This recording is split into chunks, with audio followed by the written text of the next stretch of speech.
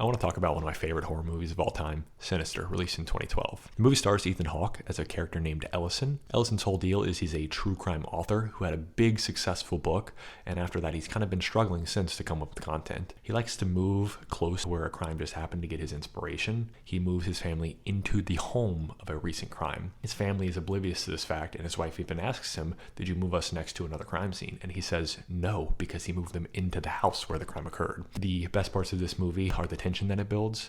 It has some of the best jump scares in any movie. So how the movie builds its tension so well is Ellison, in his new home, finds a box of old films. Out of curiosity, he begins watching them late at night. He's trying to get some inspiration for his new book, and on these films, he begins to see what look like snuff films where people are dying.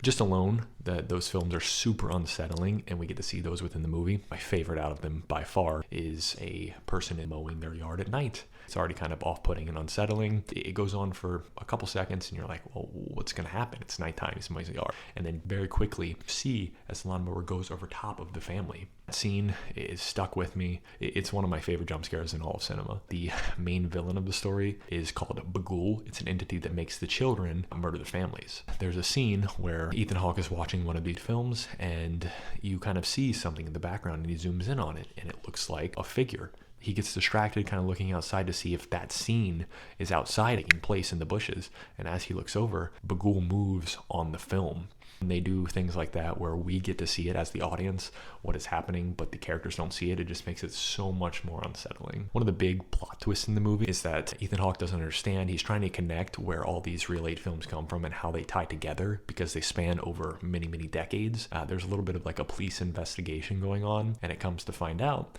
that each of these string of murders has happened because the family that has moved was then killed in the new house. So he ties it all together, understand that things are happening. It's kind of weird, and he moves his family out of that house. So he thinks he's gotten away from it, and then he gets a call from a police officer saying, hey, I don't think you should move. This killer is known to have followed these victims from house to house. He would be well over 80 at this point, but it seems like he's still an active killer. Linking all these together, in the new house, he's drinking some sort of tea or coffee.